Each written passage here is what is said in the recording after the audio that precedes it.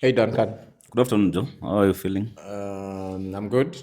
Feeling great. Fantastic. Now, something. So you're watching some video over Yeah. So I did there. this video on TikTok, and it caused a lot of reactions and just people giving their opinions. So it kind of divided people into. Maybe you can just have a look at, just listen to it. You don't need funding to start a business. You actually need customers, and customers who are paying you to fund your business. So I know people want to look for investors and get money from investors and grants and all these, but just You're get paying saying that customers and you will run your the first business group of people. comfortably. So yeah, so the funny thing is that that video divided the people who reacted. I would put them in three different categories. Two groups, so to say. So one is those who believe in funding your business I through can see through external the funding, comment. Mm-hmm. and the other ones who believe in funding your business through customers' revenue. But then there was another fantastic group of people who That's a started special group. attacking my dress code. And it was just very interesting to see that category also having an opinion on how, what I should be wearing and all that. So, Yeah. but anyway, I think this is a topic that has been discussed, Yeah, for sure. in length in different spaces, online and in forums. But you know, what's your take? Which category do you fall in?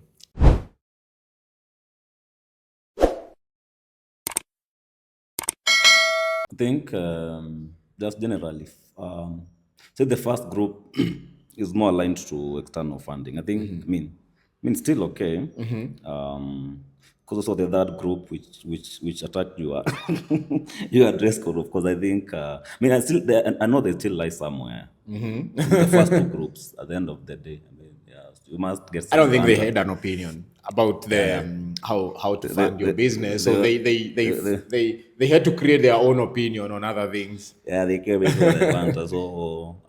But I think ideally, and what I would say I believe would work is having paying customers for your business, whether a product, whether a service. Because at the end of the day, if you don't have a paying customer, means you are not solving any problem. There is no validation for your product or your service.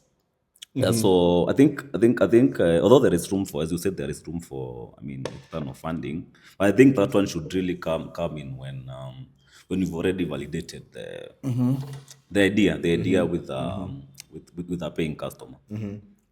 Yeah, so to confirm that your product or your service is really solving a problem, you must at least have a confirmation of a paid invoice. Perfect. So anyway, hi guys. So today we'll be discussing why paying customers are the real OGs of your business, of your fledgling idea, existing mature business, business at whichever level, paying customer. Unless you're, an R&D lab, and in any case, also they have to produce They have to, outcomes and yeah, they have progress to, yeah, of for whatever sure, they for are sure, doing, for and how sure. it will solve a great problem Yeah, yeah. in the society. So, at the end of the day, paying customers is the real deal. But anyway, we see people getting lost in vibes all the time, especially first time founders, inexperienced founders, and sometimes we just want to chase assumptions The assumptions and scale assumptions and do all manner of stuff. But anyway, I think the first thing, maybe we can just highlight some of the things which people do that they really call, because any meaningful progress should actually be about for customers. sure, for sure. And as There Dana must be said, customers involved. paying customers equals validation. So some of the things we see people doing which are just vibes. Number one is chasing followers on social media and views and all these. I've seen so many big influence, like guys with big channels. Like we're talking of 3 million followers. Like this guy called I hope I'll get the name right. Tom Bilius or something. Is it That's Tom or on something? Something Bilius. He was saying he had around three on million Instagram followers, I think. it's on IG. And That's no, quite huge. he's I think he's American. But he didn't make any sales from those followers because the content he was making versus what he was selling weren't actually aligned, right? So trending on social media won't I won't mean, for really sure. bring you paying customers, and unless you're solving something they actually want, and there's an interconnection between the people watching your content and them wanting your product. There has to be an interconnection, between the two. And then there is a whole journey on how you take them from point of first time they see your content, your product, And and then how they move down the funnel. So yeah. that's the first maybe we want to bust about other things that people are chasing that they think is actually real traction, and it's not real traction. They're not saying content is bad, but it has to be strategic. For What sure. other things have you seen people doing that? I think, I mean, also, I've also seen people, you can't go for everyone. And of course, in the market, not everyone will be your customer. Because, like you would send maybe a quotation or in a quote, and then they tell you that this is too expensive. I mean, that could be a very unwelcome response. At the end of the day, you look at if they say your offer is too expensive, it means that they are not fit to be your customers. So at least you filtered out some, mean some what do you call them? Not say a bad customer, but you filtered out something which you don't want to get too involved in. So I think also knowing who matches I mean your worth, knowing your worth actually, it really matters um, because anytime you have someone who is probably, I mean, of course, bargaining too much, I mean, paying way below the worth you think you are, definitely will mean that one, you won't deliver well because I mean, our motivation comes from how you are compensated at the end of the day. So if the compensation is too low, again, you'll not be motivated to really deliver the best for that particular customer. Yeah, so knowing your customer is also very key so that you can go for the one who is ready to compensate you properly. So what you're Yeah, saying is ICP misalignment in another exactly. common Very, very common. Yeah, yeah. assumption that people Going for everyone in it's the very assumed that the product will just find the right people. So that's exactly. Yeah, there's a second myth we are yeah, yeah. busting. Yeah, yeah. You have to narrow down to your real ICP, and your real ICP will actually pay more. But when you generalize your ideal customer profile, um, you won't score good in terms of squeezing the good juice from it. So Yeah, yeah. And even and so what number three, they're closely connected to ICP that is ICP. not aligned means you will do a lot of free work to misaligned Yeah, yeah. customers, because one, they will not reach your premium Your price, premium so price. they Yeah, yeah. will ask for too much discount.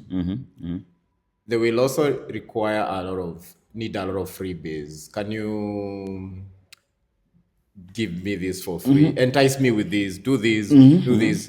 But what does that do? It builds entitlement, right? For sure, So for it's sure. not building loyalty, really. It's actually building entitlement. And that will not help you grow your revenue and be able to finance your Yeah, yeah, operations. for sure. So free, what we are saying, point number three is free work builds entitlement, no loyalty. You want to build a loyal customer base, not a wishy-washy type of a customer base. You want proper fans and fanatics to your services.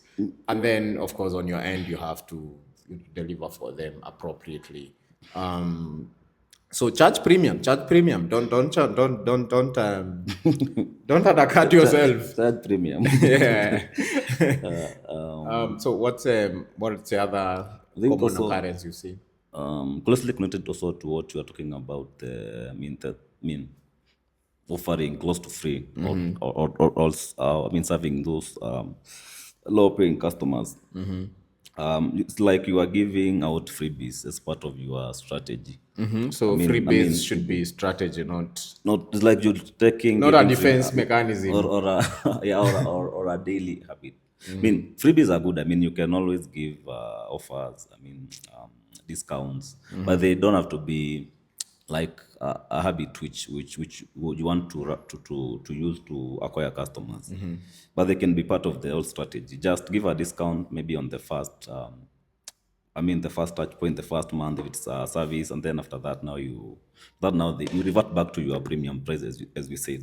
Yeah, because of course now giving freebies means that you are, I mean, basically working for free, and then this now will build what, as you said, what we call the entitlement. This customer will never be feeling like they should pay because they are used to that kind of free offerings throughout, or even discounts and all that. So how you place your freebies is really matters on how you also drive the value to your customer.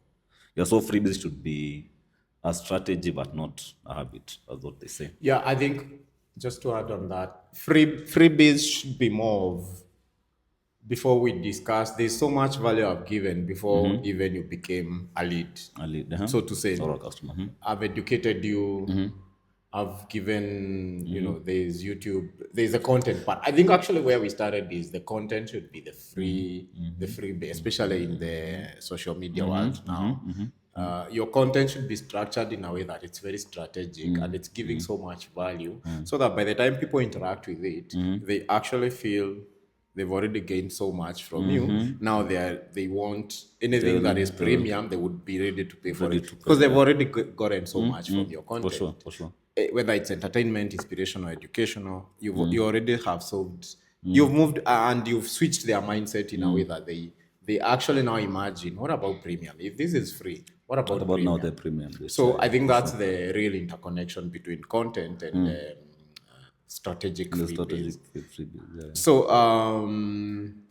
I think another thing which is helps you squeeze more from paying customers is considering upselling and cross-selling.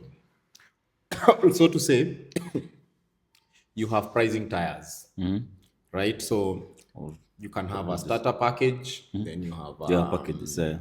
an upgraded package, and even like extremely premium package, so that there's always space to squeeze some more money from the existing clients. So that I think becomes, and it's always easier to sell to existing clients than going for new ones. I think then that's a very good strategy when it comes to your customers being your heroes in the journey and helping fund your business. So you have to tire, you have to upsell and cross sell them in a very strategic way.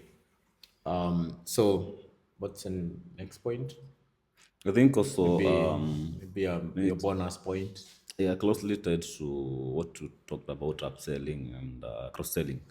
Um, I mean, at the end of the day, what customers want to feel, they want to feel them to feel like they are. I mean, they are getting a custom kind of service, regardless of what package they are. Because if I'm on the first package, I mean the smallest package, so to say, and I don't get like custom support. I mean, or just I mean close support as the other client in the other tires. I mean, the chances of that customer even agreeing to I mean to pick another service or another package will be very low. So they need to serve the customers in almost on the same grounds, regardless of whether they are getting a certain package or the other one. Because we are saying that all the packages will be premium, but now just differences between now what each of the package has. So being giving the offering the customer best support equally will also give you the leverage of even now upselling easily. Yeah. Yeah. Okay. So it's good to I repeat another thing. We said your content, your followers, and all that. Also, your press releases, you appearing in big events and giving talks. I will not give you revenue. and it's rare that One you faces. enclose customers in events. I don't know why people think that's a good strategy, but it could work for some people. But that also no. But then we also talked about maybe bonus point, the role of external funding. I think there's a role in that in Absolutely, yeah. business. You could take it as equity or debt or whichever model you want to use. But that one you have to take when you have actually validated Absolutely. For sure. your business already with paying customers. And so you want to scale. Want to scale, yeah, yeah. So you can go the route of debt or giving out equity Equity. and raising money. So there's now maybe we can close with the other category, the dressing people. What do you have to tell them? I mean, there's I'm so pretty sure none of them own a business. for So what do sure, we for tell sure, them? for sure, for sure. They need to dare to dream Dare to and dream and start that business start that today so business. that you can find an opinion on some of these issues Yeah, and not now comment on on an non-issues. issues actually on an issue for sure, for sure. So Yeah, anyway, they can get the message. if you that's it for today. If you like our content, don't forget to subscribe, comment, follow, like, and see you in the next one. I hope you enjoyed this special session. Bye Adios. bye.